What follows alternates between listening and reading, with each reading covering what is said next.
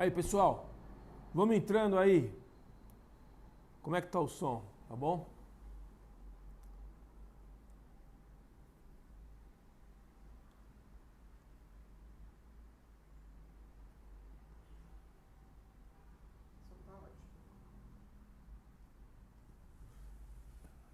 Pessoal, vamos fazer nossa leitura do jornal.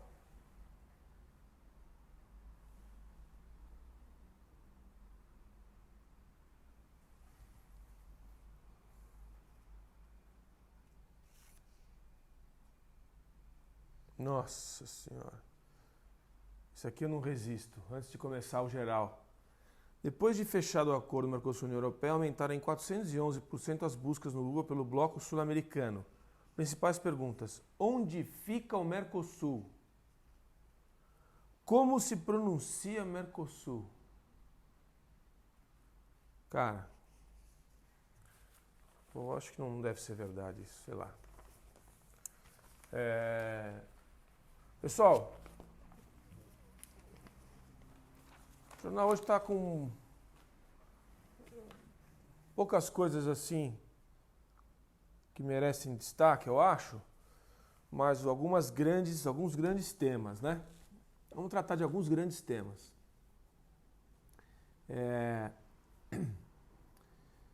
Primeiro, que ontem passou na comissão especial. Deixa eu falar como funciona esse processo para o pessoal que não conhece tanto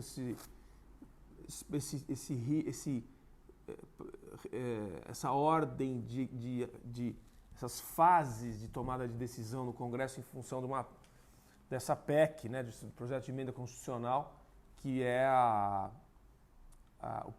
reforma da Previdência. A reforma da Previdência ela tem que mexer na Constituição, né?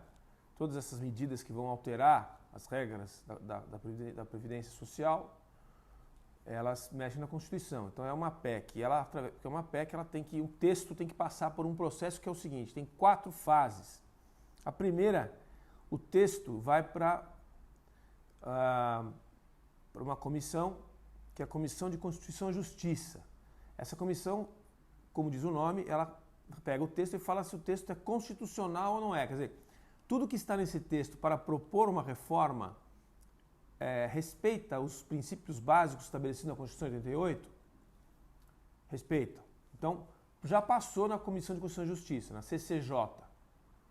E o que aconteceu ontem é que ele foi para a segunda fase, ele foi para a comissão especial, que é a comissão, como é uma PEC muito específica, muito importante, muito profunda, com transformações muito relevantes em várias outras instâncias, então ele vai ter uma comissão especial para isso. E a comissão especial também foi um debate, foi aquele show-off que a gente está acostumado a ver, com aquele pessoal da oposição, aquele Molon, daquela deputada do PCdoB, aquela turminha que não está interessada em reformar nada, está interessada em aparecer na televisão e trabalhar para os seus pequenos redutos eleitorais para se manter eleito na próxima eleição. Então, por 36 votos a 13, a comissão especial na Câmara aprovou o texto. Então, o que vai acontecer agora? Agora ele vai para a plenária pela primeira vez. Plenária é aquele ambiente que a gente vê na televisão também, onde está todo mundo no plenário, onde tem aquela mesa diretora e tem lá os espaços, as cadeiras dos deputados. E aí, então, abre-se os debates, vão ter muitas intervenções, vai ser, sei lá, pode ser 1 dia, 2 dias de intervenções, e aí vem a votação que aparece no painel se aprovou ou não aprovou. Provavelmente vai aprovar, isso deve acontecer até o dia 18 de julho, é o que está se propondo aí. Vai passar, pessoal, vai passar a reforma da Previdência. Há ainda alguns temas sensíveis. Está aqui na capa do Estadão, mas em todos os jornais, e a gente já vem acompanhando isso há um tempo. Aliás, o que está acontecendo agora? Era para ter acontecido lá por abril, maio, né? A gente no Brasil é tudo muito devagar. Assim, o Brasil é um país onde que a gente vai deprimindo aos poucos, porque o tempo das coisas é mais longo do que a vida, né? Então, assim, essa reforma já era para ter acontecido várias vezes, né? Pelo menos nos últimos 15 anos. E não foi. E quando é para ir, que ninguém aguenta mais, porque vai explodir o caixa, ainda vai nos 47, 48 do segundo tempo, empurrando. Então é difícil demais. Então, antes do tal recesso do Congresso, que agora, julho, férias de julho, né? Deveria passar no plenário pelo menos a primeira vez. Eu acho que vai acontecer, mas sabe como que é? E aí entra em recesso, tem até uma conversa aí se vai ter recesso ou não vai, que seria muito bom que não tivesse, né? Atrasaram por incompetência, por confusão, por vai e volta, por inapetência, quer dizer, por preguiça, por só coisa ruim, por má fé. Então que não tivesse recesso, mas enfim, não se sabe. Ao que tudo indica, deve passar na primeira votação no plenário e ter o recesso. Em agosto vem a segunda votação. E aí sim vai para o Senado. E o Senado também tem o mesmo processo, uma votação e uma segunda votação. O que tem no conteúdo que é interessante? O conteúdo é todo detalhado, tem o aumento das idades mínimas de aposentadoria. E o que tem é um trabalho que já se imaginava, que vem acontecendo e vem ficando cada vez mais intenso, dos lobbies, né? Das corporações trabalhando para defender o seu próprio interesse. Então, por exemplo, os professores já conseguiram uma exceção. O professor vai ter uma idade mínima mais baixa do que o resto dos brasileiros. Eu já falei várias vezes aqui, apesar de não ser um professor concursado, nem um professor que tem a sua atividade principal na vida, eu já fui e continuo dando aulas, acho um absurdo. Não tem porquê, em 2019, o professor ser considerado diferente dos outros trabalhadores. Não tem. Ah, mas a coitadinha da professora que trabalha... Não tem, pessoal. Não tem. Por que o pedreiro que carrega pedra na obra tem que trabalhar carregando pedra mais tempo do que a professora ou o professor? Não tem. Isso é lobby, é demagogia de deputado que quer aparecer, que quer dizer que educação é importante. Ele diz que é importante, mas a educação está o lixo que está. Então é tudo conversa de... Né, não tem consistência a argumentação. E agora são os policiais, os bombeiros, que é um lobby pró-PMs, né? Bom, se tem alguém realmente que arrisca a vida todos os dias, que tem uma reputação melhor na média do que muitas outras categorias, são os policiais e os bombeiros principalmente. E policial é uma atividade muito importante. Mas também, pessoal, nós somos uma sociedade só. Então, assim, apesar de considerar que o policial ganha mal, que trabalha muito, que trabalha sob estresse, etc., e o bombeiro arrisca a sua vida todos os dias quando vai atender a seus chamados, etc., o sacrifício tem que ser coletivo. Então, não tem porquê o policial e o bombeiro terem alguma vantagem em relação aos outros. Mas está aí, esse processo continua agora, e deve ir para a plenária com um outro destaque importante, que é a tentativa de se colocar os estados de volta no texto. Quer dizer, eles tinham tirado os estados, isso é uma vergonha universal. Alguns estados, principalmente do Nordeste, fazem vista grossa, dizendo que não é necessário colocar os estados na reforma agora. Por quê? Porque, na verdade, o político porcaria, ele ainda enxerga o ônus da reforma como um aspecto prejudicial ao futuro voto que ele pretende ter, né? Então ele quer empurrar com a barriga, ele não quer tomar medida drástica ou medida necessária e não popular nesse momento político. Então ele empurra, ele tira o Estado para ver o que faz depois. O fato é o seguinte, se os Estados não entrarem no texto, o que vai acontecer daqui 2 anos é que 12 Estados da Federação vão quebrar. E quando ele quebra, significa que não tem dinheiro no orçamento para pagar os aposentados pensionistas, o que ele faz? Ele se endivida e paga, e vai ao governo federal pedir arrego. Ou seja, a reforma que está sendo feita agora, que é uma das medidas para colocar o Brasil de volta no eixo, não adianta nada, porque o Estado vem lá na frente quebrado e estoura o caixa federal. Então tem que entrar os Estados junto. Senão os Estados vão dizer que vão fazer as próprias reformas depois em separado.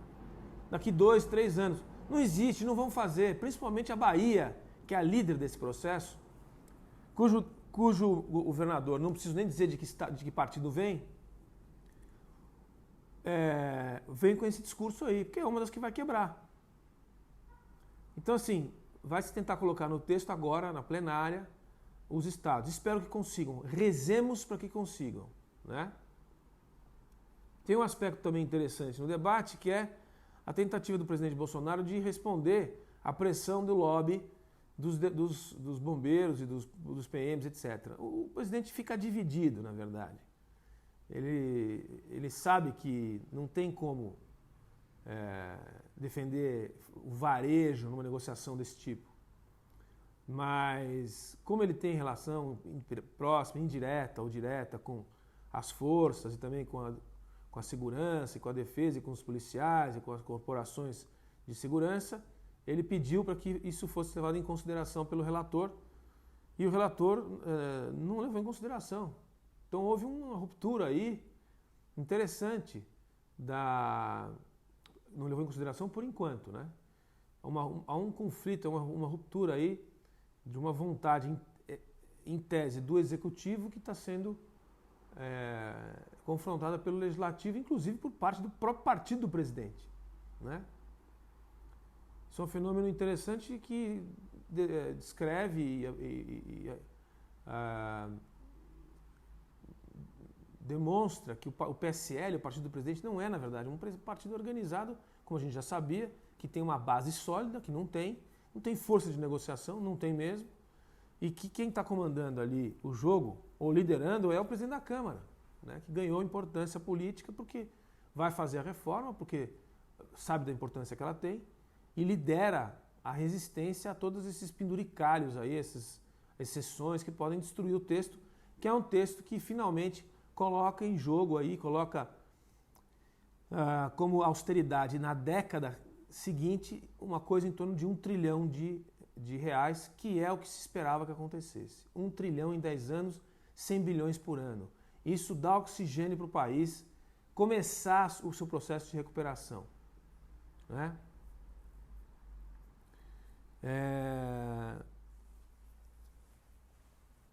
Esse é o comentário que eu queria fazer sobre o que aconteceu ontem. Vai sair a reforma da Previdência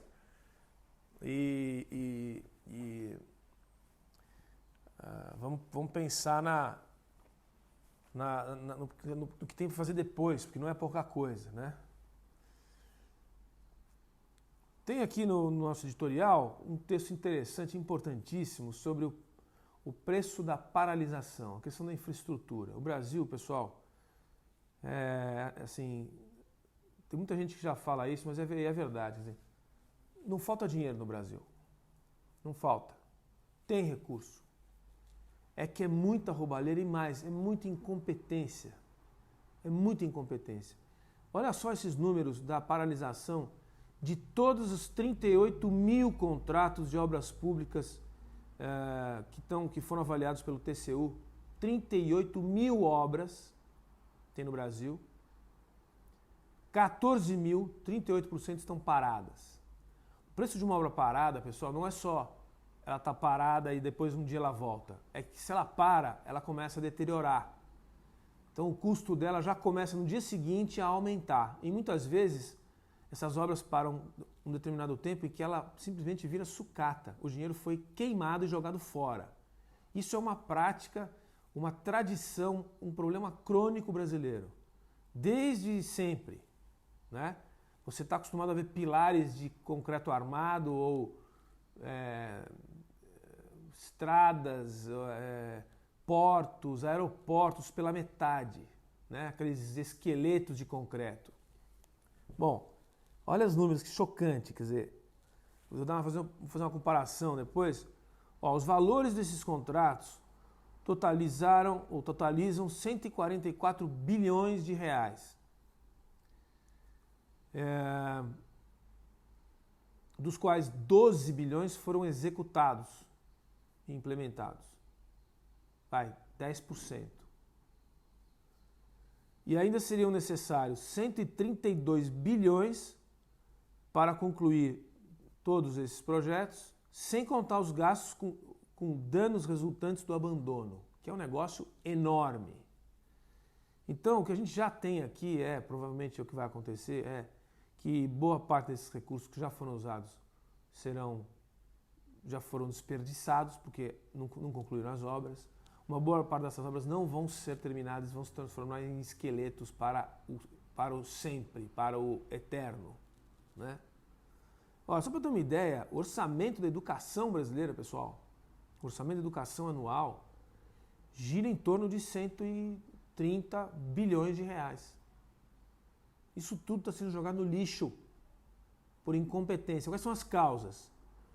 Deficiência nos projetos. Quer dizer, o Brasil tem uma deficiência crônica, histórica e também crônica é a palavra, né? Sistemática, de realização de projetos. Você faz um projeto, depois não consegue aplicar, ele está mal feito, ele não tem consistência técnica condizente com aquela obra que vai ser feita. Depois, ele tem problema com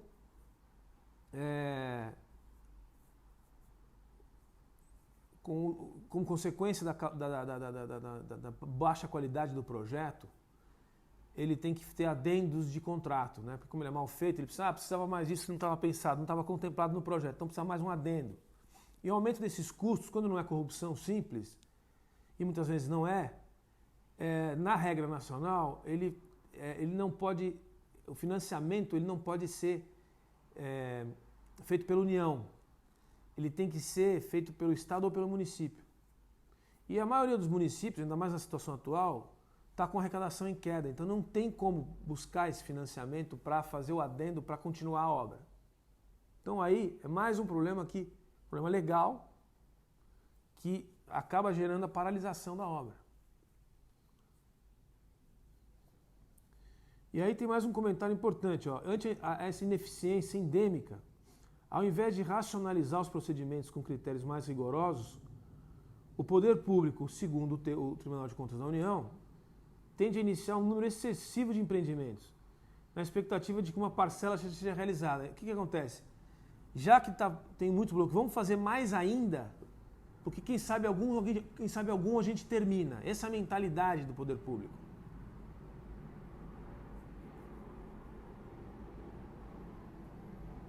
Além do que, a capacidade de implementação desses projetos, ela cai muito quando chega no nível municipal, né? Você não tem gente, os municípios, pessoal, na sua grande maioria, não tem gente que sabe fazer conta. Não tem gente técnica para cuidar das próprias contas. Como é que você pode exigir que tenha engenheiro, que tenha técnico que vá fazer um acompanhamento técnico de um projeto de uma obra de médio e grande porte? Não vai fazer.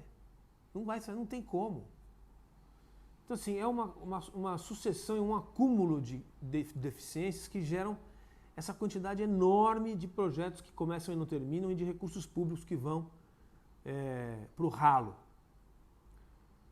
Isso não é problema desse governo, nem do passado, nem do PT, nada disso. É um problema nacional, um problema de competência pública, de administração pública.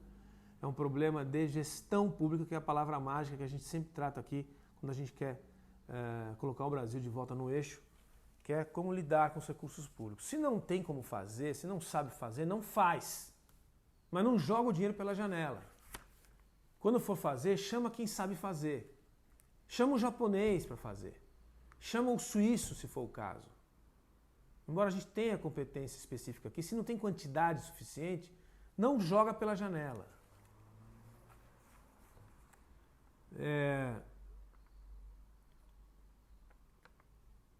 Enfim, o editorial aí hoje está mais ou menos.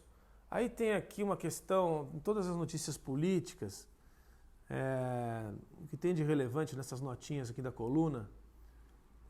Tem vários comentários sobre o TCU, que aconteceu o seguinte. O TCU recomendou a mudança a mudança, assim, a mudança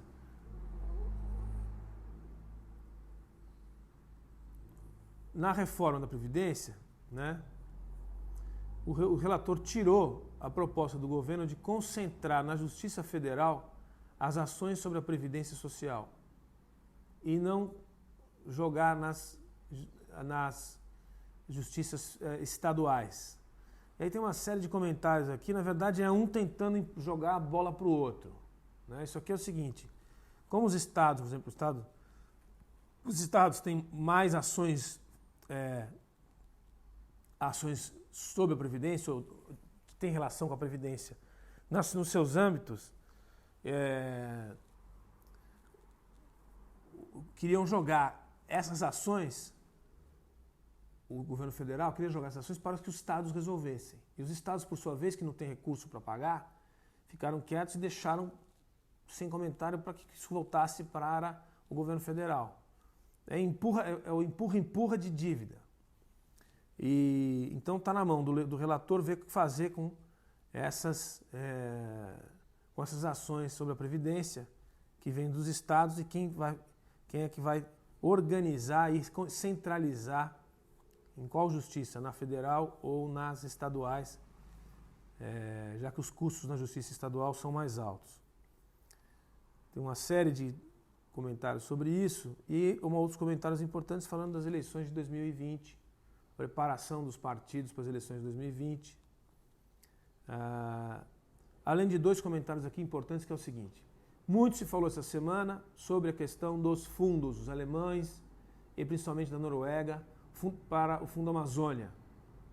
Eu tenho acompanhado esse debate aí, principalmente porque o Salles é ministro do Meio Ambiente e é do Partido Novo, então a gente presta atenção no que ele está fazendo, embora ele seja ministro do governo Bolsonaro. O Salles está fazendo um bom trabalho, tá? Já falei isso aqui algumas vezes. Ele está enfrentando uma série de corporações, como todos os lugares existem no Brasil, existem também corporações ferozes que usam o dinheiro ou nacional ou internacional. As organizações não governamentais não são iguais. Existem boas organizações não governamentais, ONGs, e ONGs ruins. O que acontece é que existe um recurso muito grande, mais de 3 bilhões de reais, que são usados por ONGs para se fazer, não se sabe exatamente o quê. Muita gente diz assim, não, mas está todo mundo satisfeito com o trabalho que as ONGs têm feito no Fundo Amazônia. Então por que está aumentando por que está aumentando, segundo os dados recentes, o desmatamento? Esse recurso não é para reduzir o desmatamento, essas ONGs não têm que trabalhar para a redução do desmatamento, então tem uma disfunção aí. O que ele está querendo fazer, uma coisa que eu acho que não vai conseguir, é que esse recurso fosse para indenizar as áreas que eram privadas, que se transformaram em áreas públicas de proteção ambiental ou de área de reserva indígena nos últimos anos, e essas áreas não foram indenizadas. O Estado não pode fazer isso. O Estado não pode desapropriar uma propriedade privada e não indenizar o cidadão ou a empresa que foi desapropriada. Ele não pode fazer isso. O Estado democrático de direito não pode fazer isso. O governo passado, principalmente o período Lula e Dilma, fez isso de forma sistemática e deixou para o futuro. Está cheio de gente com propriedade privada, produtiva inclusive, que passou a ser a área quilombola, a área de índio e a área de proteção e não foi indenizado. Isso não é reforma de Estado de Direito, isso é reforma de ditadura, isso é reforma de stalinista, isso é reforma de caloteiro. Está na Constituição Federal que a propriedade é privada e tem que ser protegida. É um dos princípios básicos da Constituição e da maneira como a gente organizou a sociedade brasileira. A propriedade é privada. Então, assim, eu acho difícil que os noruegueses, os alemães queiram que o dinheiro do contribuinte desses países sirva para indenizar brasileiros que foram desapropriados. Mas, certamente, esse recurso pode ser usado de uma maneira mais eficiente. Então eu acho que está certo ele enfrentar. Acho que vai se encontrar uma solução de meio de caminho aí, com os noruegueses principalmente. E se não encontrar, que pena. Que pena.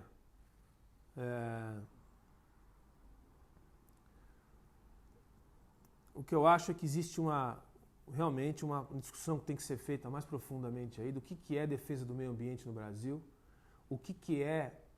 quais são as causas do desmatamento na Amazônia, e a gente sabe que isso não tem nada a ver com agronegócio.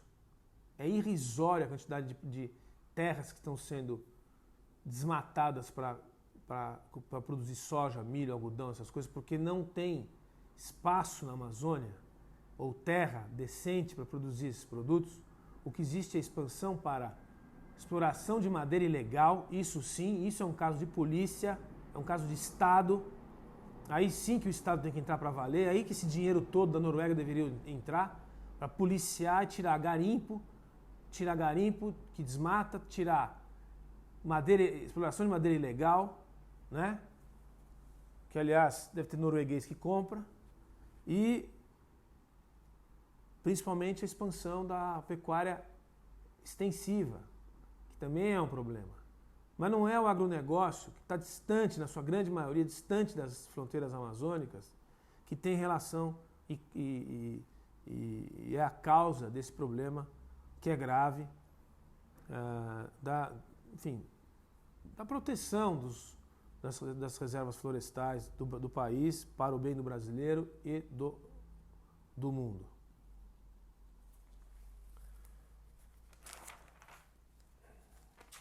Aí tem aqui um monte de notícia fraca. A Lamborghini do Eike entrou em leilão e ninguém quis comprar, olha aí, tá vendo? O cara não quer comprar porque ele não quer... ninguém quer encheção de saco, né? Agora, a Lamborghini caiu já para 1,7 milhão, agora vai começar a aparecer bastante comprador aí, porque quando o valor vai caindo, o cara parece um monte de maluco que quer ter uma Lamborghini. Tem um monte de coisa... Olha, foi irrisório o interesse das pessoas por todos esses bens que foram leiloados. A lancha do Cabral, a Lamborghini do Eike, um monte de coisa que foi recuperado dos processos de corrupção da Lava Jato. Não teve procura, as pessoas não se interessaram. Interessante. Um pouquinho só de recurso foi gasto.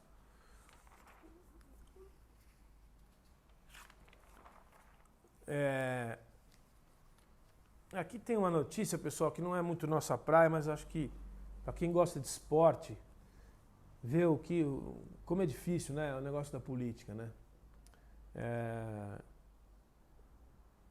O Cabral, mais uma das suas delações aí, diz que ele pagou $2 milhões por 9 votos para comprar a votação favorável às Olimpíadas no Rio de Janeiro.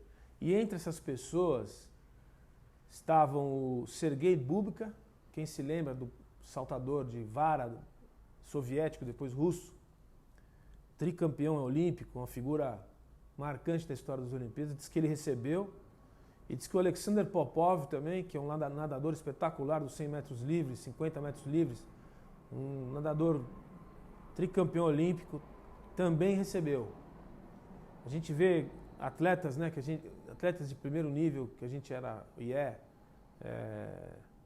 fã, embolsando dinheiro de corrupção, né, ainda mais do Cabral, né, ainda mais de qualquer um, mas é triste. Que nem aconteceu com o Platini, né? Platini, que a gente não gostava porque ele era um bom jogador, que jogava bem contra o Brasil. Jogador da França, que depois virou dirigente da FIFA também, está encrencado com um monte de acusação de corrupção. É difícil, né? Difícil, não tem muito o que falar. O fato é que, assim, mais um estrago aí da gestão Cabral. E uma foto aqui, uma foto belíssima. Eduardo Paes, Cabral, Nussmann, Lula e, na ocasião, o ministro era o Orlando Silva, do PCdoB, que hoje é deputado federal, que é uma figura dessas, né? Sem comentários, né? Sem comentários.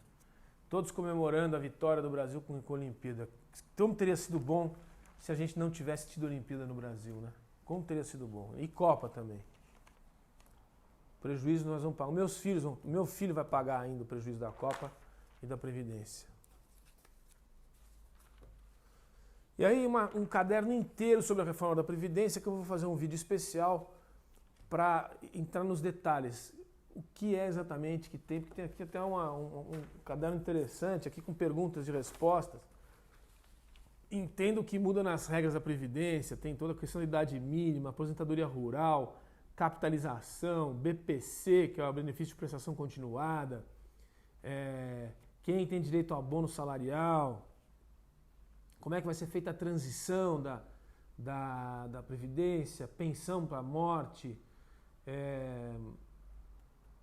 estados e municípios, como eu já fiz comentário, enfim, tudo isso, em resumo, vou fazer um vídeo separado para quem ainda tiver interesse em saber detalhes sobre isso. O fato é, como a gente sempre diz, tem que fazer e vamos andar para frente, né? Acho que é isso. Eu vou preparar, pessoal, agora, depois de terminar esse vídeo aqui, um comentário sobre União Europeia e Mercosul, para quem quer entender o que significa exatamente esse tema, esse acordo birregional que foi fechado na semana passada. E aí vai ficar disponível nas redes, tá bom? Até mais aí, até a próxima semana.